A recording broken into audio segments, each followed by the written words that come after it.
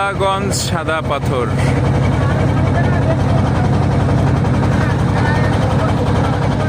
এই যে পাহাড়, মেঘ নিচে, পাহাড় উপরে, এই যে স্পষ্ট দেখা যায়। দেখেন কত সুন্দর রব্বুল আলামিনের সৃষ্টি। এত উঁচা উঁচা পাহাড়, এই পাহাড়ের উপরে মানুষের বসত বাড়ি আছে, পর্যটন স্পট আছে।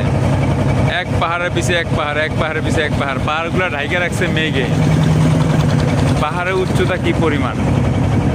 সুবহানাল্লাহ, কত সুন্দর আল্লাহর সৃষ্টি। আমরা এখন আছি নদীর মাঝে, পানিগুলো একেবারে স্বচ্ছ নীল পানি। আমরা এখানে আছি 10 জন।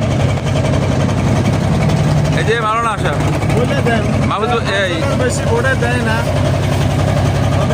এত কিছু দরকার নাই রে ভাই। আমি আছি, আমি ক্যামেরাম্যান। এই